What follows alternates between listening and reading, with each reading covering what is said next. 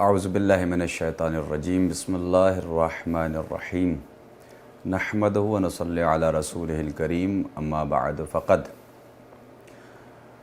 سامعین کرام، ناظرین کرام، السلام علیکم ورحمۃ اللہ وبرکاتہ۔ امید کرتے ہیں آپ سب خیریت سے ہوں گے اور تہہ دل سے خدیجہ ٹی وی میں آپ سب کا استقبال کرتے ہیں اور خصوصی شکریہ ادا کرتے ہیں تمام ممبران جو خدیجہ ٹی وی میں کام انجام دے رہے ہیں، مصروفیت انجام دے رہے ہیں۔ ان سب کے لیے ہم دعا کرتے ہیں پروردگار ان کو ان کے مقاصد میں کامیاب و کامرانی عنایت فرمائے۔ آئیے آج ہم گفتگو کریں گے ماہ رجب المرجب سے متعلق کہ یہ مہینہ جو نہایت خوشی کا مہینہ ہے، یہ مہینہ قریب ہے، اور میں آپ کو بتا دوں کہ ماہ رجب کی کیا خصوصیتیں ہیں، اس ماہ رجب میں کیا کیا چیزیں پائی جاتی ہیں اور کس کی شہادت کس کی ولادت ہے۔ کچھ روایتیں میں اپنے ناظرین کی خدمت میں بیان کروں گا۔ سب سے پہلے ہم بات کرتے ہیں ماہ رجب کے لفظ کے اوپر کہ رجب کو رجب کیوں کہا جاتا ہے۔ تو آپ جان لیں کہ رجب کے کئی نام ہیں، بعض روایتوں میں جو نام استعمال ہوئے ہیں اس میں الگ الگ طریقے سے اس مہینے کو یاد کیا گیا ہے۔ کہیں پر کہا گیا ہے رجب المرجب تو کہیں پر کہا گیا ہے رجب الاسب۔ اسب الف صاد بے یہ عربی لفظ ہے، اور جب ہم نے اس کو ڈکشنری میں اس کے معنی دیکھیں تو اس کے معنی بتائے جاتے ہیں کہ اسب کہتے ہیں جب بارش ہوتی ہے تو بارش کی بوندیں جب گرتی ہیں ایک ساتھ تو اس کو اسب کہا جاتا ہے۔ اس کے ایک معنی علماء کرام نے اس طریقے سے بھی سمجھایا ہے کہ جیسے ایک ہوتا ہے ہاتھ میں پانی کو لے کے ایسے چھڑکنا، ایک ہوتا ہے کہ آپ نے بالٹی بھری اور بھرنے کے بعد چھت کے اوپر گئے اور اوپر سے آپ نے بالٹی پلٹ دی، اس کو کہتے ہیں اڈیلنا۔ تو رجب کو اسب کا جو لفظ استعمال کیا گیا ہے تو اسب کے معنی یہاں پر اڈیلنے کے ہیں۔ کیوں؟ اس لیے کہ اس ماہ رجب میں پروردگار عالم اپنے بندوں پر رحمتوں کی بارش کرتا ہے، گویا کہ رحمتوں کو اڈیل دیتا ہے، چھڑکتا نہیں ہے، باقاعدہ اونڈیل دیتا ہے جس میں زیادہ تعداد ہوتی ہے۔ تو رجب کو اسب اس لیے بھی کہا جاتا ہے۔ یہ ماہ رجب کو اللہ نے ٹریننگ والا مہینہ بنایا ہے، چونکہ اس کے بعد ماہ شعبان ہے، اس کے بعد ماہ رمضان المبارک ہے جو اللہ کا مہینہ کہا جاتا ہے۔ تو ماہ رجب میں روایتوں سے یہ ثابت ہے کہ ماہ رجب میں بہت سارے تاریخوں میں روزے کا رکھنا مستحب قرار دیا گیا ہے، جیسے کہ آغاز ماہ میں بھی روزہ 3 دنوں کے لیے رکھنے کی تاکید کی گئی ہے، اور نصف ماہ میں یعنی 13، 14، 15 کی شب میں بھی روزہ رکھنے کا حکم ہے، اور اس کے ثواب بہت زیادہ ہیں۔ ابھی کچھ روایتیں آپ کو میں سناؤں گا۔ اسی طریقے سے بعض روایتوں کے ذریعے سے یہ بھی ثابت ہوا ہے کہ اس ماہ رجب کے آخری ایام کے 3 دنوں کا روزہ رکھنا بھی بہت زیادہ ثواب کا حامل ہے۔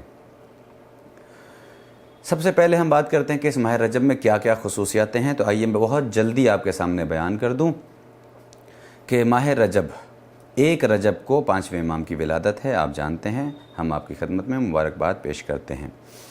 اس کے بعد 3 رجب کو امام علی نقی علیہ السلام کی شہادت کی تاریخ ہے، 5 رجب علی نقی علیہ السلام کی ولادت ہے، 10 رجب امام تقی علیہ السلام کی ولادت ہے، 13 رجب مولا کائنات حضرت علی ابن ابی طالب علیہ السلام اس کائنات میں تشریف لائے، اور اس کے بعد 7 رجب بعض روایت کے مطابق حضرت عباس کی ولادت بتائی جاتی ہے، لیکن یہ روایت مشہور ہے عوام کے درمیان۔ کیوں مشہور ہوئی اس کے لیے کبھی اور کسی اور ویڈیو میں اس کی وضاحت کی جائے گی۔ ایک قول کے مطابق 7 رجب اور 15 رجب یہ ضعیف ہے کہ جناب زینب اور چھٹے امام کی شہادت۔ 15 رجب کو تحویل قبلہ کی تاریخ ہے جو بیت المقدس سے کعبہ کی طرف روگردانی ہوئی تھی۔ 15 رجب کو رخصتی مولائے کائنات اور جناب فاطمہ کی بھی روایت موجود ہے۔ اس کے بعد 21 اور 22 رجب جنگ خیبر سے مخصوص ہے۔ 23 رجب کو رسول نے اعلان کیا تھا کہ کل میں اس کو علم دوں گا کہ جو جرار ہوگا، کرار ہوگا، غیر فرار ہوگا، اور یہ روایتیں آپ سنتے رہتے ہیں۔ 24 رجب کو فتح خیبر ہے، یعنی خیبر فتح کر لی گئی تھی، اس کی خوشی ہے۔ 22 رجب تو آپ جانتے ہیں کہ 22 رجب جو آپ نظر کرتے ہیں اس میں ایک خوشی کی تاریخ یہ بھی ہے کہ اس دن مرگ معاویہ ہے۔ 25 رجب 183 ہجری امام موسیٰ کاظم علیہ السلام کی شہادت کی تاریخ بتائی جاتی ہے۔ 26 رجب حضرت ابو طالب علیہ السلام کی شہادت ایک قول کے مطابق۔ 27 کی شب جو ہے وہ شب معراج کہی جاتی ہے، اور 27 رجب یہ واقعہ حرہ سے بھی مخصوص ہے کہ جس میں پہلی وحی رسول خدا پر آئی تھی، اقرا بسم ربک کے ذریعے سے۔ 28 رجب آپ جانتے ہیں امام حسین علیہ السلام کا سفر کی تاریخ ہے، اور یہ تو خصوصیتیں تھیں جو میں نے آپ کے سامنے بیان کی۔ آئیے 2-3 روایتیں ہم آپ کو سنا دیتے ہیں ماہ رجب کی خصوصیت کے حوالے سے۔ معصوم فرماتے ہیں کہ جو شخص ایک روزہ رکھے گا وہ اللہ کی خوشنودی حاصل کرے گا۔ اب اس کا دوسرا ثواب، جہنم کا دروازہ اس پر بند کر دیا جائے گا۔ جو 3 دن روزہ رکھے اس پر جنت واجب ہوگی۔ رجب جنت کی نہر کا نام ہے، جو روزہ رکھے گا اسی نہر سے سیراب کیا جائے گا۔ روزہ پاس ہے، جواز ہے جنت تک کے لیے، مولا کی طرف سے یہ حکم ہوا ہے اور روایتوں سے ثابت ہے۔ اس کے بعد رسول خدا فرماتے ہیں کہ رجب کا مہینہ میری امت کے لیے استغفار کا مہینہ ہے، لہٰذا کوشش کریں اس مہینے میں ایک دوسرے مومنین کے لیے آپ استغفار کریں، اور خود کے لیے بھی اور اس حقیر کے لیے بھی۔ چھٹے امام کے پاس ایک شخص آیا اور مولا نے اس سے سوال کیا کہ کیا تم نے اس مہینے میں کوئی روزہ رکھا ہے؟